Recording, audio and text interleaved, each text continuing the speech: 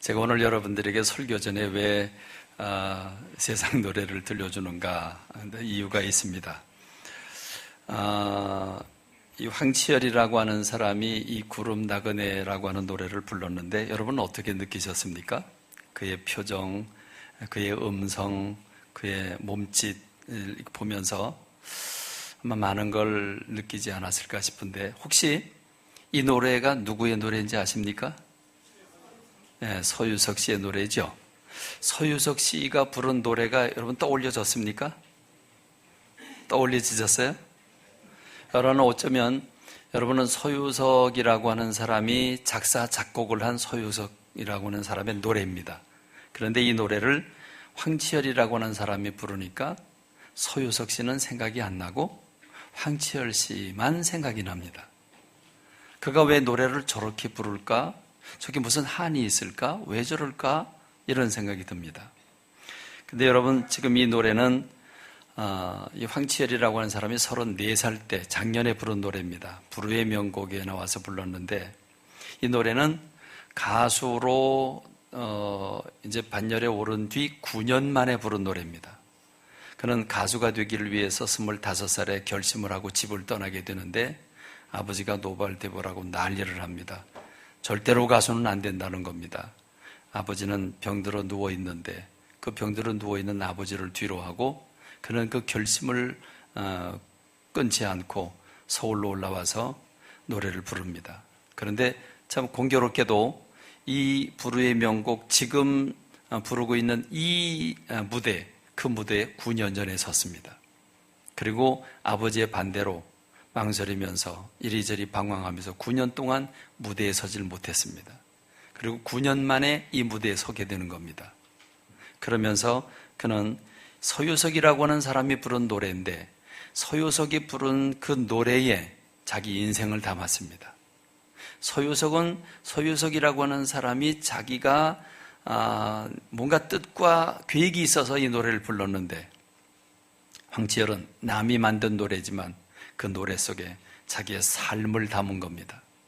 9년 동안에 가수가 되길 원했는데 아버지는 병들어 눕고 암에 걸려서 암투병을 하는 그런 상황 속에서도 자기 꿈을 잃어버리지 아니하고 그럼에도 불구하고 전진은 못하고 뒤돌아보고 있는 헤매고 있는 자기의 모습 이 가사 속에 걸은 겁니다.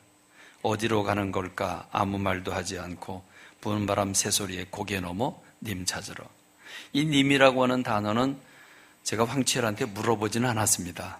그런데 님이라고 하는 단어는 해석하기에 따라 달라지겠죠. 이 님이 하나님이 될 수도 있겠죠.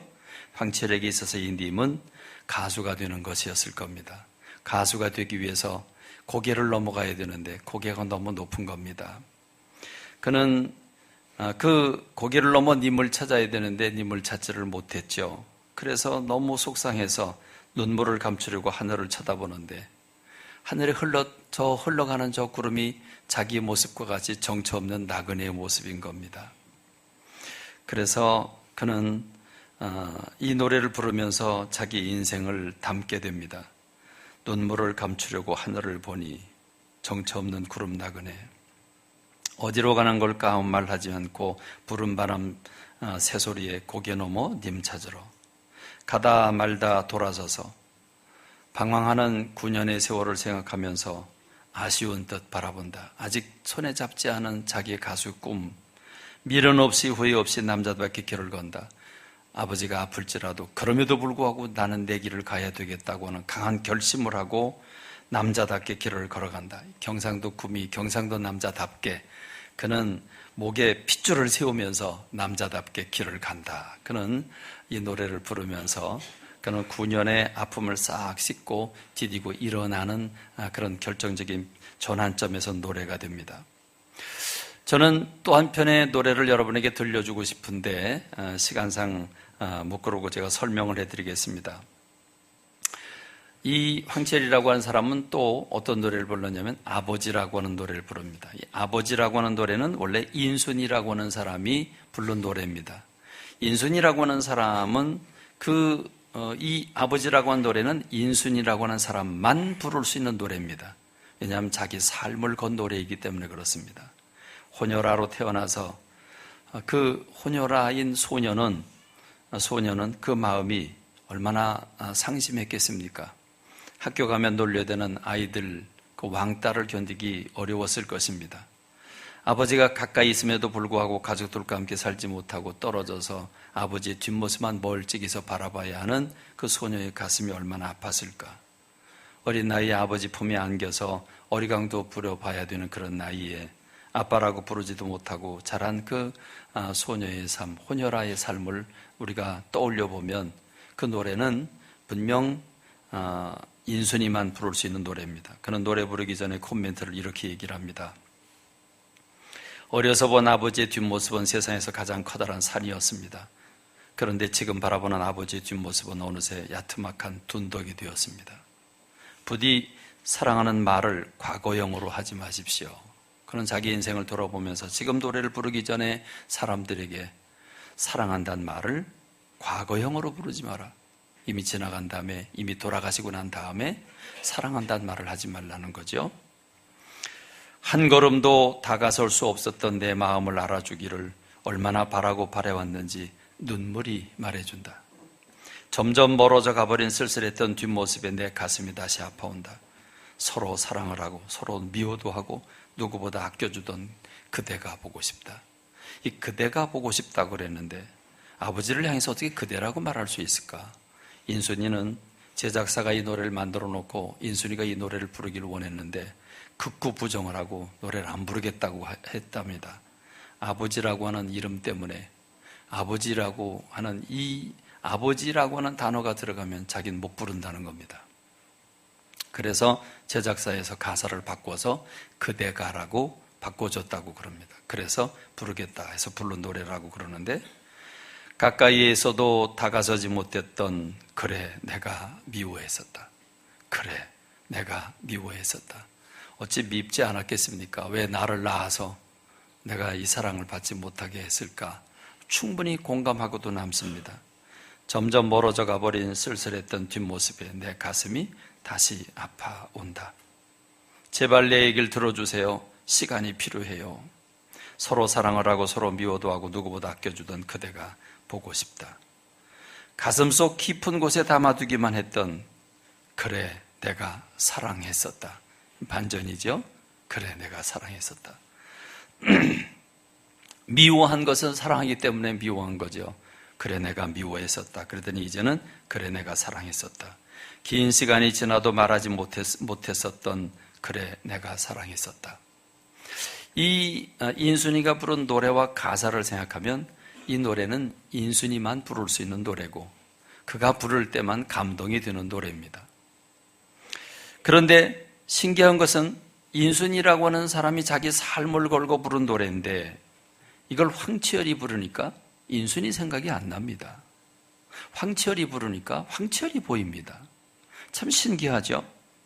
여러분 25살인 노래 부르겠다고 극렬 반대하는 아버지를 등지로 하고 올라왔는데 그 아버지는 병들어 눕습니다. 그리고 암이 걸려서 암투병을 합니다. 그러니 자기가 어떻게 더 이상 노래를 부르겠습니까? 그러니 9년의 세월을 방황을 합니다.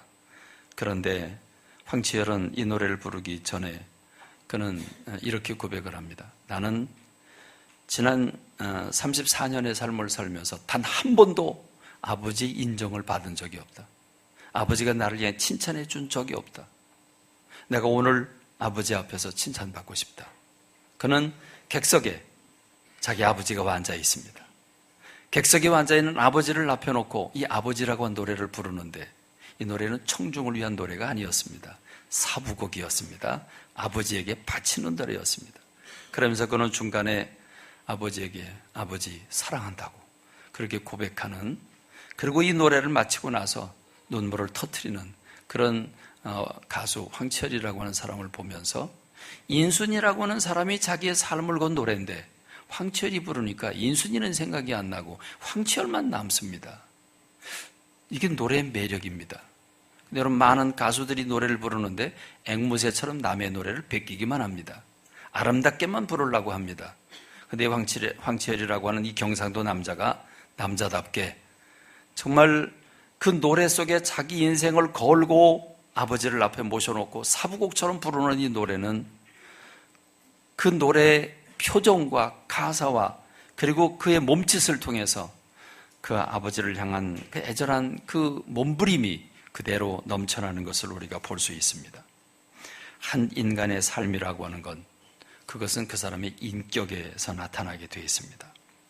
그 사람의 삶이 아름답다는 말은 인품이 아름답다는 말인데, 인품이란 그 사람의 생각과 감정과 의지가 통합된 것을 가리켜 인품이라고 말합니다. 황철이라고 하는 사람이 비록 35살밖에 안 되는 어린 나이이지만 지난 10년의 세월 어린 시절부터 더듬어 오면서 아버지의 반대에 부딪히고 병들어 있는 아버지와 또 아버지에게 한 번도 인정받지 못한 그가 인정받고 싶어서 몸부림치는 그는 그 황치열의 노래를 들으면서 그는 노래 속에 자기 인격을 담았습니다. 구름나그네는 서유석이라고 하는 사람이 만든 노래인데 서유석은 생각이 나지 않고 황치열이 왜 저렇게 노래를 저렇게 격렬하게 부르는가, 뭔가 있나 보다. 그의 스토리를 듣고 보니까 그래서 저렇게 부르고 있구나. 그렇습니다. 아버지도 그렇습니다. 인격은 그 사람의 삶을 드러냅니다. 노래를 통해서 그의 인격이, 그의 삶이 드러나고 있는 것입니다. 그렇습니다. 누가 노래를 만들었던, 그 노래가 누가 작곡을 했고 작사를 했던, 그거는 누가 부르냐에 따라서 노래가 달라집니다. 누가 부르냐에 따라서 그 사람의 인격의 옷을 입고 목소리로 표적으로 나오기 때문에 부르는 사람에 따라서 노래는 전혀 다른 노래로 바뀌게 됩니다. 그렇습니다. 말이 그렇습니다. 말은 사람의 인격입니다. 말은 그 사람의 생각을 대변해주고 감정을 대변해주고 의지를 드러내는 게 말입니다. 아해 다르고 어해 다릅니다. 똑같은 예스라고 했지만 그 예스가 기분 나쁜데 억지로 예스를 하는 건지, 하기 싫은데 또는 기분 좋은데 기분 좋아서 너무 반가워서 예스라고 했는지, 그는 똑같은 예스지만 전혀 느낌이 다릅니다. 언어는 그 사람의 인격을 대변하기 때문에 우리가 언어를 잘 사용해야 합니다. 저속한 언어를 사용하거나 유치한 단어를 사용하거나 또는 막말을 해서는 안 될 것입니다. 특별히 부정적인 언어, 비판적인 거, 또 정죄하는 언어, 우리 사회가 정죄하는 언어가 너무 많음을 바라봅니다. 특별히 익명이 요구되는 그런 그 인터넷상에 들어가 보면 자기 이름이 나오질 않으니까 막말을 하는데, 저는 그 사람들의 얼굴을 보고 싶습니다. 안 봐도 얼굴이 보입니다. 어떤 사람일 것이라는 게 보입니다. 너무 막말을 하니까 아주 정말 마음이 아플 정도로 그렇게 막말을 합니다. 여러분, 말은 그 사람의 인격을 또 다르게 표현하는 그 사람의 얼굴입니다. 그래서 말을 잘해야 합니다. 달변을 하고 꾸민 말을, 미사여구를 잘 쓰라는 말이 아니죠. 진실해야 하고 정직해야 합니다. 그럼에도 불구하고 그 얼굴에 온유함이 있고 유머가 있고 웃음이 있고 그래서 따스함이 있어야 되는 줄로 믿습니다. 이 비꼬는 말, 왕따의 말, 자기는 좋아서 깔깔거릴 줄 모르지만 그 상대방은 가슴이 찢어지고 있습니다. 그렇기 때문에 우리는 말을 잘해야 합니다. 말뿐이겠습니까? 옷도 잘 입어야 합니다. 옷도 그 사람의 인격의 또 다른 얼굴이기 때문에 그렇습니다. 옷이 날개라고 한 말이 있습니다. 그 옷을 보면 그 사람의 직업을 알 수 있고 그 사람의 성격을 알 수 있습니다. 그 사람이 좋아하는 옷 색깔이 있고 옷 모양이 있습니다. 옷을 잘 입어야 합니다. 그래서 너무 짧은 옷을 입으면 저 사람이 가벼운 사람이고 저 사람이 문제가 있는 사람임을 발견합니다. 겉과 속옷의 구분이 안 되는 옷도 있어요. 어떤 옷은 이 옷 매무새, 이음새가 안으로 들어가야 되는데 일부러 바깥으로 만들어 놓은 옷이 있는데 그런 옷을 좋아서 입는 사람들도 있어요. 어떤 사람은 옷을 입고서도 마무리를 안 하고 그냥 벌려놓고 헤쳐놓고 있는 사람들이 있죠. 떨어진 옷을 입고 옷을 잘라서 입는 그런 사람들도 있습니다. 그 사람이 인품을 표현하는 게 옷이기 때문에 옷도 잘 입어야 되는 줄로 믿습니다. 저는 또 목회자일 뿐만 아니라 어려서부터도 제가 사는 삶의 방식이 좀 달라서 그런지 모르지만 저는 평생 청바지를 입어본 적이 없습니다. 아마 제가 청바지를 입은 것을 한 번도 본 적이 없으실 겁니다. 그런데 10여 년 전에 안식년을 맞으면서 미국과 유럽을 2달 동안을 여행을 하게 되는데, 여행을 하게 되니까 캐주얼한 복장을 하게 됐습니다. 근데 집사람이 하도 성화를 해서 청바지를 사는데 한 번만 입어보라고 하도 그래가지고 내 몸에 통 안 어울리는데 싫은데 할 수 없이 청바지를 입었습니다. 근데 청바지를 입고 그리고 등에는 또 이제 배낭을 메고서 이러고 이제 자유롭게 다니는데, 청바지를 맨 다음부터 사고가 생깁니다. 청바지를 맨 다음부터 나라와 나라를 옮길 때마다 공항에서 꼭 제가 걸립니다. 걸려가지고는 가방을 샅샅이 다 뒤집니다. 무슨 범죄자인 것처럼, 무슨 테러범인 것처럼 저를 잡아놓고 다 뒤지는데, 스위스에서는 제 짐을 다 조사를 하고 보내질 않아가지고 시카고에 가가지고 한 이틀 동안 추위야 엄청나게 고생했습니다. 워싱턴에 가는데 또 잡습니다. 그래서 제가 물어봤습니다. 내 이름이 블랙리스트에 올라가 있느냐? 왜 자꾸 날 잡냐? 그랬더니 그거 아니래요. 근데 왜 날 잡냐? 그랬더니 무작위래요. 가만히 보니까 내 인상이 이게 옷이 안 어울리는 것 같아요. 그래서 내가 이게 테러범이 마치 등에다가 무슨 폭탄 집어넣고 오는 것처럼 말이죠. 그래서 안 되겠다, 내가 이게 나도 내가 나한테도 안 어울리는데 이게 다른 사람들은 어울리겠냐? 내 얼굴에 이게 참 안 어울릴 거다, 이런 생각이 들어서 청바지 없애버리고, 그리고선 저 서류 가방 하나 들고 와이셔츠로 바꿔 입고 그러고 다니까 그다음부터는 노타지였습니다. 여러분, 무엇을 입느냐는 건 대단히 중요합니다. 옷 잘 입어야 됩니다. 그렇다고 맨날 거룩틱하게 입으라는 게 아니라 그 사람의 인격이 우러나온 옷을 입어야 되는 줄로 믿습니다. 말도 중요하고 옷도 중요한데 더 중요한 건 얼굴이죠. 얼굴 표정이 대단히 중요합니다. 어떤 사람의 얼굴은 늘 어둡습니다. 어떤 사람은 늘 상을 찡그리고 있습니다. 어떤 사람의 얼굴은 신경질적입니다. 여러분, 그런데 웃는 얼굴에 침 못 뱉는다고 그러죠? 이 미소를 띤 얼굴은 참 보기가 좋습니다. 그렇습니다.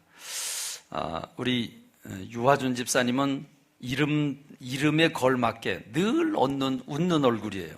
웃는 얼굴이라 때로는 삐딱한 말을 하는데 이게 밉질 않아요. 참 묘하죠? 인상을 푹 쓰면서 부정적인 얘기를 하면 너 뭐하는 놈이냐 이럴 텐데, 웃으면서 얘기를 하면 그러면 달라집니다. 여러분, 대단히 중요합니다. 얼굴 표정이 어떠한가? 언젠가는 저희 교회 교우가 호떡 장사를 하는데 가게에 둘렀더니 손님이 없어요. 가만히 보니까 손님이 없게 생겼어요. 왜 그러냐니까 호떡 장사 우리 아주머님 교우 입술에 까만 루즈를 발라놓고 그러고 장사를 하는데 나부터도 그 호떡 맛이 떨어지게 생겼어요. 그래서 내가 그랬어요. 이거 호떡 장사 잘 하시려면 저 루즈부터 바꾸라고, 좀 밝은 걸로 바꾸라고, 빨간 걸로 바꾸든지 하여간 바꾸라고. 좀 얼굴 보면, 이 호떡 굽는 아줌마 얼굴 보면 화내가지고 뭘 먹고 싶은 생각이 들어야지 시커먼 루즈 발라놓고 그게 손님 오길 바라면 되겠냐고. 여러분, 화장이라는 거 대단히 중요합니다. 요즘 10대가 왜 화장을 하는지 모르겠어요. 10대가 화장하는 건 치장이에요. 20대쯤 되면 화장 조금 하면 얼마나 이쁜지 몰라요. 30대가 되면 분장을 하는 거고요. 서서히 얼굴이 썩어가죠. 40대가 되면 변장을 하는 거고, 50대가 되면 위장을 하는 거고, 60대가 되면 포장을 하는 거래요. 근데 이 충격이죠. 70대는 환장이고 80대는 끝장이래. 이 끝장이 뭔지 아십니까? 사람 죽으면 시신에게 화장해 주는 거. 그게 끝장인데 좀 너무했어요. 그렇죠? 70대, 80대는 너무했어요. 그렇죠? 저들은 저 나이 안 먹을 건가? 여러분, 그냥 우스갯소리로 화장에 대한 것을 얘기를 하지만 화장은 어떻게 하느냐에 따라서 여자들은 완전히 다르게 보입니다. 물론 남자도 그렇고요. 요새는 뭐 남자 화장품도 많이 나옵니다만은 기초 화장도 있는데 바탕 화장은 뭔지 모르겠어요. 베이스 메이크업, 그런가 하면 또 파운데이션, 또 스킨 커버, 또 2A 케이크, 페이스 파우더, 뭔지 아십니까? 전 다 처음 듣는 얘기인데 이게 무슨 말인지 모르겠는데 뭐 이렇게 많이 필요한지 몰라요. 색조 화장도 또 달라요. 아이섀도우, 립글로스, 뭐 마스카라, 블러셔, 뭐 이렇게 고급 언어로서 그냥 눈에 바르고 입술에 바르고 볼테기에 칠한다 그러면 되는 거지. 뭐 그렇게 고급 언어를 쓰는지 몰라요. 하여간 여자들은요 어느 한 군데 안 건드리는 게 없어요. 어떤 여자 보니까 하나님이 주신 돈 써본데 쌍비로 버리고 그게 비를 맞으니까 검은 게 줄줄 흘러가지고 아이고 그 왜 다 깎아내려요? 그거 하나님 빗물 다 빗물 바지로 만들어준 건데. 여러분 생각해 보면요, 여인들의 화장을 어떻게 하느냐가 그 사람의 인품이 드러납니다. 가장 아름다운 화장은 그 사람의 내면의 아름다움이 화장에 묻어서 나올 때 참 아름다운 모습입니다. 여러분 그런 화장을 하는 여러분 되시기를 바랍니다. 네, 여러분 이게요 다른 사람들과 관계에서 말이라고 하는 거, 옷이라는 거, 얼굴 표정이라는 거, 화장이라는 거 대단히 중요하죠. 그래서 대화술도 있고 화장법도 있고 이 부분에 대해서 많은 훈련을 합니다.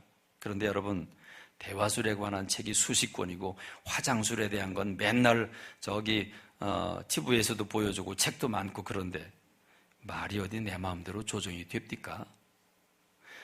여러분 운전하는 사람들에게 눈길에서 브레이크 밟지 말라고 분명히 배웠어요.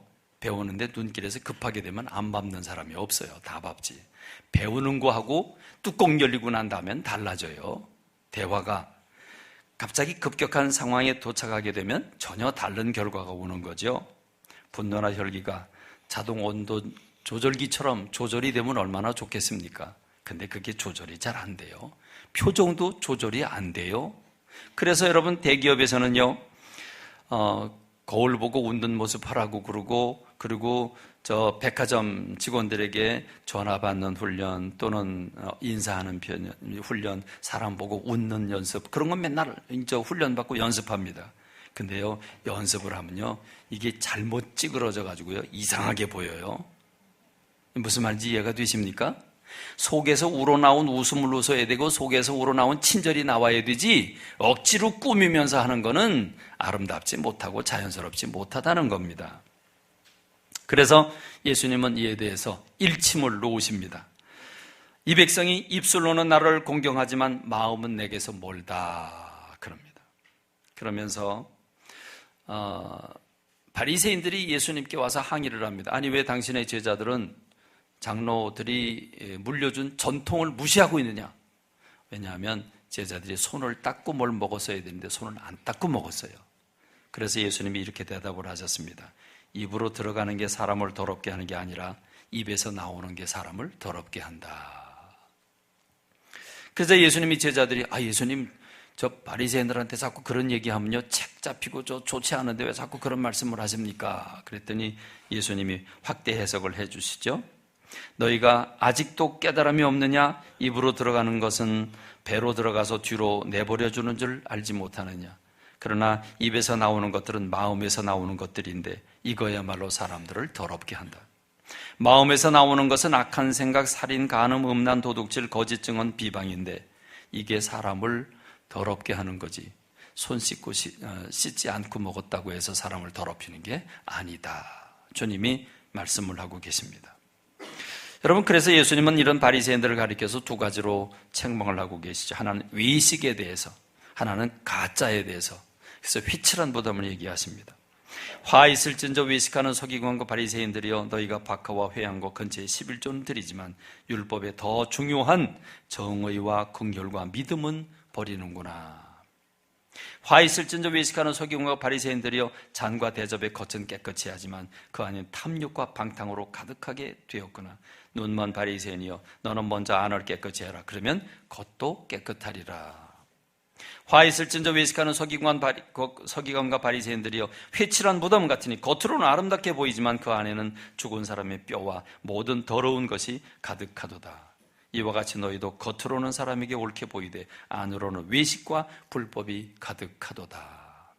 대화술을 통해서 대화를 잘하는 방법을 배우는 것도 필요하고 화장술도 배워야 하고 얼굴 표정 관리도 필요합니다. 그러나 여러분 속 사람이 달라져야 되는 줄로 믿습니다. 우리의 참 사람, 우리의 속 사람이 예수 그리스도의 형상을 닮으면 그 예수 그리스도의 형상이 뛰쳐나오게 되는 줄로 믿습니다.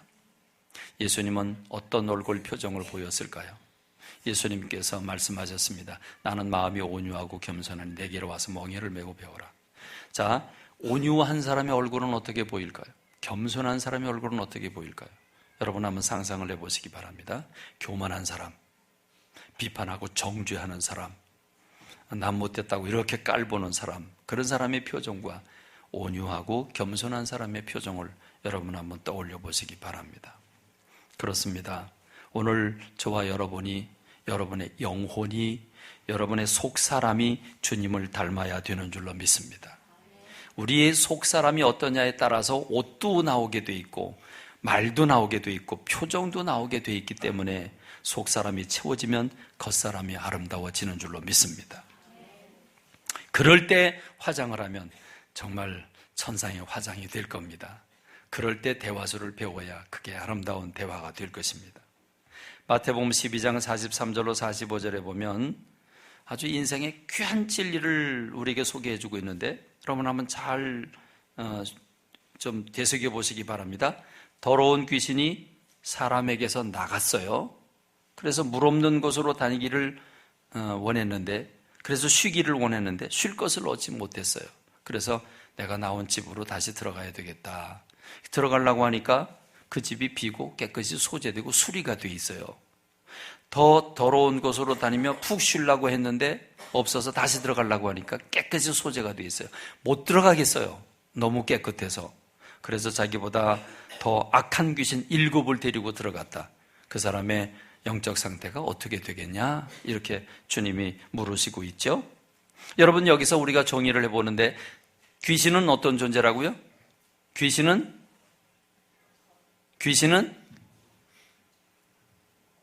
대답 좀 해보세요. 귀신은 특징이 한 가지죠. 귀신은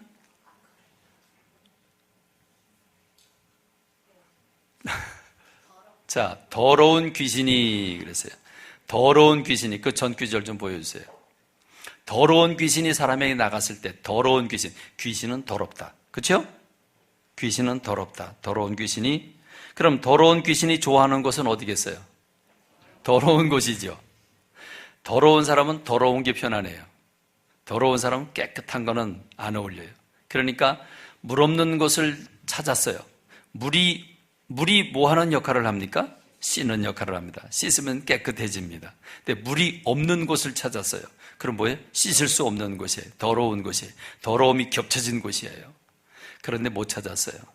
그래서 내가 나온 집으로 다시 들어가리라. 여러분, 재밌는 표현은요, 그 사람에게서 나왔는데 그걸 뭐라 그러냐? 내 집이라고 말합니다. 내가 나온 집으로 다시 들어간다. 오늘 저와 여러분의 마음은, 오늘 저와 여러분의 몸과 마음은 마귀가 들어가면 귀신집이 되고 예수님이 들어오시면 성전이 되는 줄로 믿습니다. 할렐루야.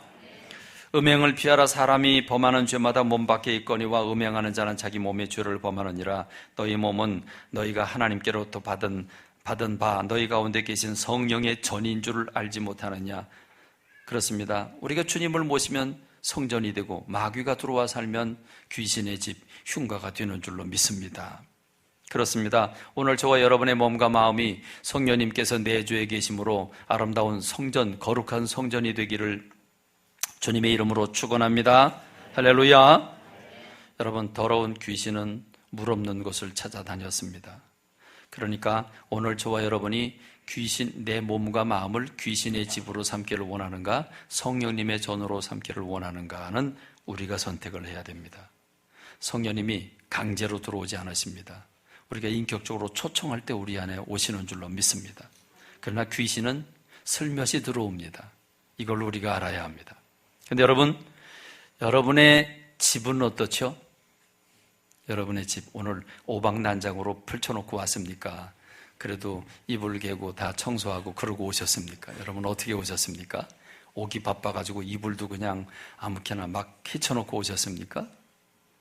여기저기 양말 집어던지고 그러고 오셨습니까? 빨래통에 빨지 않은 빨래가 한 달이나 쌓여 있는 거 아닙니까? 여러분 외출 후에 집에 들어오면 곧바로 옷 갈아입고 그리고 바로 화장실 가서 세수하고 손발 닦습니까? 여러분 잘 때는 어떻게 주무시고 있습니까? 이 닦고 세수하고 화장하고 그러고 나 잔다 그러고 불 끄고 잡니까? 아니면 늦게 들어왔다고 그냥 어물쩍거리다가 그러고 그냥 쓰러져 잡니까? 불도 켜놓은 채로. 여러분은 어떻게 삶을 살고 있습니까? 근데 어떤 사람은 요즘 젊은이들 가운데는 이런 얘기 많이 해요. 아니 왜 자꾸 엄마가 잔소리하냐고, 내가 괜찮다는데. 엄마는 내가 도저히 발 디딜 틈이 없다, 정리 좀 해라 그러는데, 자식은 나는 괜찮은데 엄마가 왜 그래요? 그런데 여러분 잘 들어보세요. 방 정리를 안 했는데, 책상 정리를 안 했는데 나는 편해. 그럼 뭐예요? 더러운 거예요? 깨끗한 거예요? 그럼 누구하고 닮았어요? 그러면 누가 들어가기 좋아요? 귀신이 들어가기 좋아요. 귀신의 사촌이에요. 귀신이 들어갈 집을 만들어 놓은 거예요. 이해가 되십니까? 더러운 건 문제가 있어요. 더러운 건 문제가 있어요. 깨끗해야 돼요. 정리가 돼 있어야 돼요. 대단히 중요한 겁니다. 나는 청결을 소중히 여기는 사람인가? 정리정돈을 하기를 원하는 사람인가? 아니면 전혀 정리를 안 하고 그 폭탄 맞은 집처럼 만들어 놔도 마음이 편안한가? 그럼 여러분 돌아봐야 돼요. 여러분의 영이 더러워진 거예요. 여러분의 영혼이 더러워졌기 때문에 더러워도 못 느끼는 겁니다. 내 영혼이 깨끗하면 더러운 걸 못 견뎌요. 여러분, 선진 국가와 후진 국가의 차이가 있는데 청결이에요. 보세요. 가난한 나라들 다 보세요. 인도 더러워요. 아주 더러워요. 인도 쓰레기 천지예요. 여러분 못 사는 나라 동남아 어디들 가보세요. 못 사는 나라는 다 더러워요.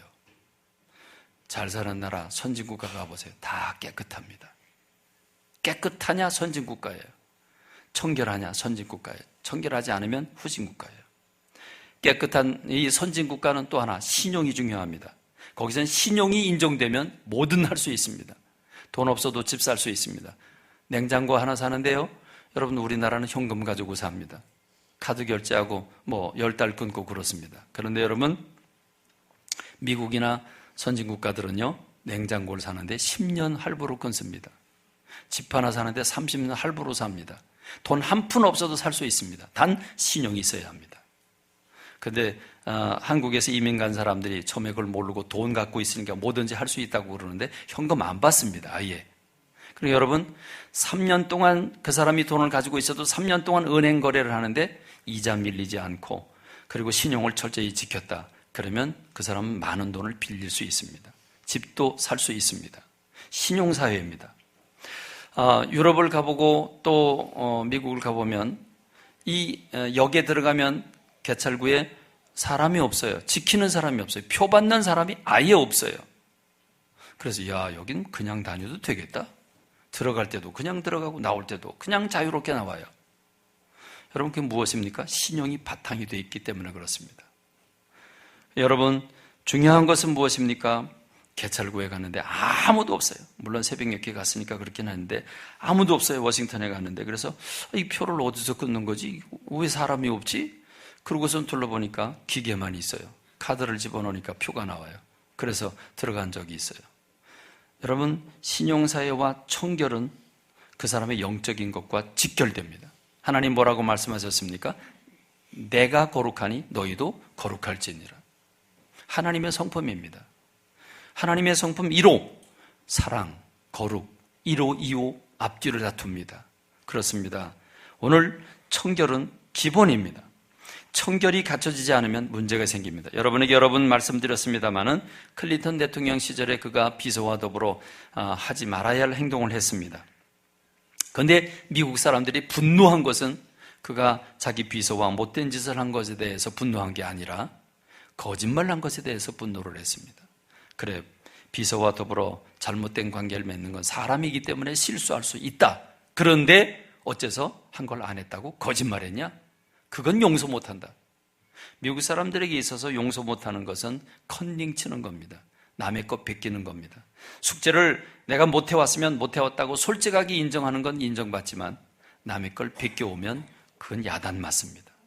우리나라의 컨닝 수준은 대단한 이 첩보전에 가깝습니다.